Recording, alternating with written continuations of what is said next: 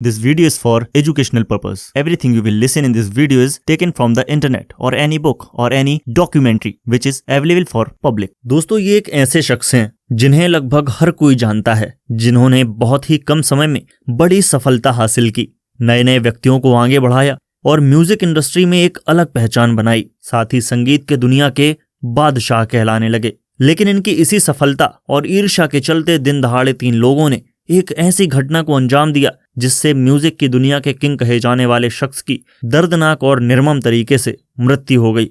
जी हाँ, यहाँ हम बात कर रहे हैं गुलशन कुमार की। गुलशन कुमार का जन्म 5 मई 1951 को नई दिल्ली में एक हिंदू पंजाबी परिवार में हुआ था। इनका पूरा नाम गुलशन कुमार दुआ था। दोस्तों, ये बात है 90s की, जब गुलशन कुमार के पिता श्री चंद्रभान पुरानी दिल्ली के दरियागंज में एक जूस की दुकान चलाकर अपने परिवार का पालन पोषण करते थे। जूस की दुकान में ही गुलशन कुमार भी अपने पिता के काम में हाथ बटाते थे। उन्होंने उसी दुकान से कैसेट का काम करने का सोचा और थोड़ी थोड़ी मात्रा में कैसेट्स बेचने शुरू किए। अपनी मेहनत और लगन से कुछ समय बाद ही उन्होंने एक बड़ी दुकान ली और कैसेट के काम को बड़े स्तर से करना शुरू किया और ये दिमाग लगाया कि किस तरह से कम पैसों में अच्छी गुणवत्ता की कैसेट्स लोगों तक पहुंच सकें। वो ये कैसेट्स थीं जो इस तरह के दिखने वाले टेप और बाजा वगैरह में लगाई जाती थीं। साथ ही उन्होंने टेप रिकॉर्डर बेचने का भी काम किया। हालांकि आज के समय में इसका चलन अब ना के बराबर ही है। काम बढ़ा और इन्होंने म्यूजिक इंडस्ट्री में कदम रखा और आगे बढ़े। उन्होंने संगीत की दुनिया में अपनी शुरुआत धार्मिक गानों से की, छोटे छोटे कलाकारों के साथ मिलकर काम किया और बहुत कम कीमत में कैसेट्स बेची। कम कीमत में कैसेट्स बेचने से बहुत ज्यादा तादाद में कैसेट्स बिकी और धीरे धीरे गुलशन कुमार ने 65% मार्केट में अपना वर्चस्व कायम किया, जिसे आज हम टी सीरीज के नाम से जानते हैं, जो कि भारत और दुनिया के सबसे बड़े चैनलों में नंबर 1 पर आता है, जिसकी स्थापना 11 जुलाई 1983 में की गई थी, जिसे अब गुलशन कुमार के बेटे भूषण कुमार चलाते हैं। इस चैनल में आज की डेट में तकरीबन 228 मिलियन प्लस सब्सक्राइबर्स हैं। दोस्तों, गुलशन कुमार का एक उसूल था कि वो नए नए सिंगर्स को बढ़ावा देते थे, उनसे काम कराकर उन्हें आगे बढ़ने का मौका देते थे। गुलशन कुमार के सपोर्ट से सोनू निगम, अनुराधा पौडवाल, कुमार सानू, शब्बीर कुमार और मुन्ना अजीज के साथ साथ कई गायक पॉपुलर हुए। इसी समय नवीन श्रवण इनके साथ काम किया करते थे, जो कि म्यूजिक डायरेक्टर थे। दोस्तों, गुलशन कुमार ने संगीत की दुनिया में सफलता प्राप्त करने के बाद फिल्म की दुनिया में भी कदम रखा। इनके द्वारा डेब्यू की हुई पहली फिल्म थी लाल दुपट्टा मलमल का, जो काफी सफल रही और इस फिल्म के गाने भी बेशक सभी के जुबान पर रहा करते थे। अगली फिल्म आशिकी, जो कि 1990 में रिलीज हुई, इस मूवी के गानों ने तो सारी हदें पार कर दी, सारे रिकॉर्ड्स तोड़ दिए और बेशुमार सफलता हासिल की और अब गुलशन कुमार संगीत की दुनिया के किंग कहलाने लगे। दोस्तों, जैसा कि हमने आपको बताया था कि नदीम के साथ भी ये काम करते थे, जो कि म्यूजिक डायरेक्टर थे। इनसे गुलशन कुमार की कुछ वक्त बाद अनबन सी हो गई थी, क्योंकि गुलशन कुमार ने नदीम के द्वारा गाए हुए गानों को प्रमोट नहीं किया था। इसकी एक वजह भी थी। वजह ये थी कि नदीम इतना अच्छा नहीं गा पाते थे। बेशक वो म्यूजिक डायरेक्टर बढ़िया थे, लेकिन सिंगिंग में वो इतने कुशल नहीं थे और लोगों ने नदीम के गानों को इतना पसंद नहीं किया और खास तवज्जो नहीं दी, जिसके चलते गुलशन कुमार ने नदीम के गानों को प्रमोट करना बंद कर दिया और उनके गानों के कॉपीराइट भी नहीं लिए। उसी समय गुलशन कुमार के पास अंडरवर्ल्ड से फोन भी आने लगे थे, उनसे पैसे की मांग करने लगे थे। ये बात है 1996 की, जब गुलशन कुमार ने कुछ करोड़ की रकम अबू सलीम को दी, जो कि अंडरवर्ल्ड का ही आदमी था। कहा जाता है कि अबू सलीम और नदीम सैफी आपस में टच में थे। नदीम ने अबू सलीम से धमकी दिलवाई और गुलशन कुमार से दोबारा पैसे की मांग की।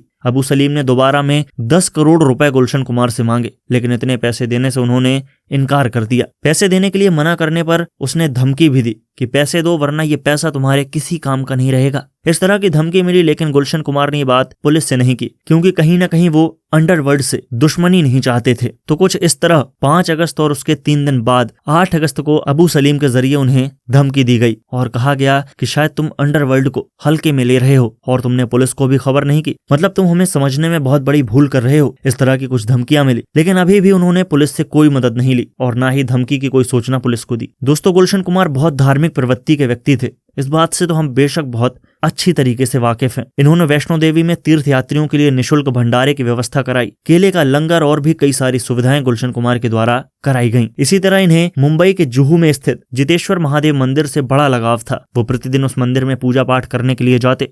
ये लगभग हर दिन का नियम सा हो गया था कि यदि वो मुंबई में रहते तो निश्चित तौर पर जितेश्वर महादेव मंदिर दिन में 2 बार सुबह और शाम जाते ही जाते। उस मंदिर में उन्होंने मार्बल वगैरह लगाकर बढ़िया से मरम्मत कर व्यवस्थित कर दिया था। गरीब असहाय लोगों की मदद करना और दान पुण्य करना गुलशन कुमार के जीवन का अहम हिस्सा था। दोस्तों 8 अगस्त की धमकी के 4 दिन बाद एक ऐसा दिन आया जिसने सब कुछ बदल कर रख दिया। एक पल के लिए सब रुक सा गया। वो दिन था 12 अगस्त 1997 का, जब हर रोज की तरह गुलशन कुमार अपने ड्राइवर रूपलाल के साथ जीतेश्वर महादेव मंदिर आए। वो समय था 10:10 का जब उन्होंने मंदिर में प्रवेश किया।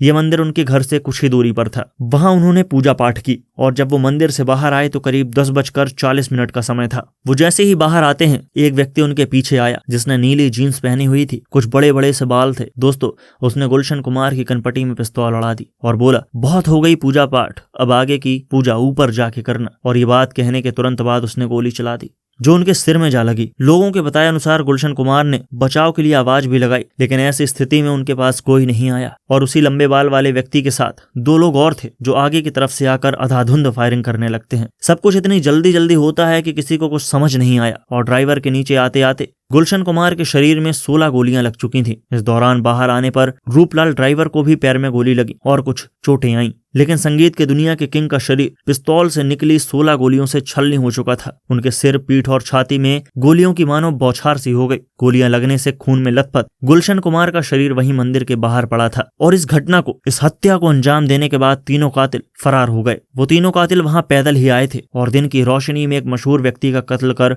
फरार होना सभी को अचंभे में डाल रहा था। अफरा तफरी में गुलशन कुमार की लहूलुहान बॉडी को कूपर हॉस्पिटल लेकर जाया जाता है, लेकिन जब तक गुलशन कुमार सबको अलविदा कर चुके थे अस्पताल में उन्हें मृत घोषित कर दिया जाता है। दोस्तों शाम होते होते गुलशन कुमार के पार्थिव शरीर को दिल्ली लाया गया। वो बड़ा ही गमगीन माहौल था। न्यूज चैनल के माध्यम से ये खबर बहुत ही जल्दी फैली। दिल्ली में ही उनका अंतिम संस्कार पूरे रीति रिवाज के साथ किया गया। बड़ी संख्या में फिल्म की दुनिया के कलाकारों सहित कई लोग वहां मौजूद थे। लोगों का ये यकीन कर पाना मुश्किल सा हो रहा था कि गुलशन कुमार अब उनके बीच नहीं रहे। तो कुछ इस तरह संगीत के दुनिया के बादशाह की निर्मम हत्या कर दी गई। आगे की कार्रवाई होती है जिसमें कुछ और ही कहानी सामने आती है। दोस्तों अबू सलीम गैंग यानी कि अंडरवर्ल्ड से ताल्लुक रखने वाले जावेद और रफीक को पुलिस गिरफ्तार कर पूछताछ करती है। तो वो सारी बात बताते हैं कि मई 1997 में दाऊद इब्राहिम के भाई अनीस इब्राहिम की दुबई में एक मीटिंग हुई थी जिसमें 3 लोग शामिल थे। एक तो अनीस इब्राहिम, दूसरा अबू सलीम और तीसरा एक अयूब नाम का गैंगस्टर। और इस मीटिंग में ये तीनों 10 करोड़ रुपए न देने और नदीम के गाए हुए गानों की कैसेट्स को प्रमोट न करने के साथ साथ उसके गानों के कॉपीराइट न लेने की वजह से ही गुलशन कुमार की हत्या की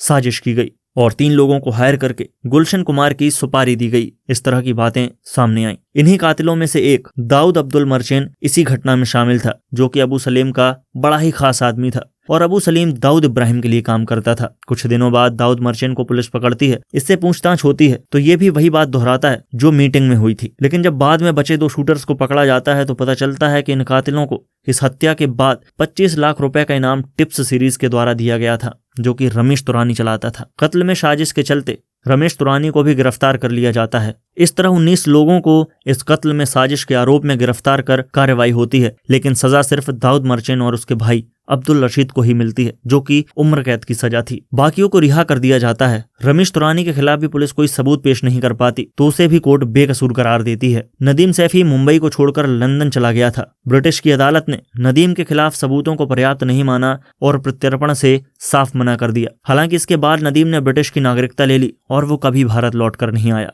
बचा मास्टरमाइंड अबू सलीम, जिसे 2005 में पुर्तगाल से भारत लाया गया, लेकिन इस पर भी गुलशन कुमार के मर्डर का केस कायम नहीं हुआ, क्योंकि पुर्तगाल और भारत के बीच हुई संधि या समझौते के चलते ये व्यवस्था दी गई थी कि अबू सलीम पर सिर्फ वही केस चल सकते हैं जिस पर सहमति हो। लेकिन गुलशन कुमार की हत्या का केस इस पर था ही नहीं और अदालत की कार्रवाई और सुनवाई में उसे एब्सेंट माना गया। तो इस तरह क्राइम का सच की कहानी समाप्त होती है। दोस्तों इस वीडियो को एक लाइक कर हमसे कमेंट में शेयर करें कि गुलशन कुमार के इस केस में कितना इंसाफ हुआ। साथ ही अगर आप चैनल पर नए हैं तो चैनल को सब्सक्राइब कर बेल आइकन को प्रेस कर लीजिए ताकि हम कनेक्टेड रह सकें। तब तक के लिए धन्यवाद।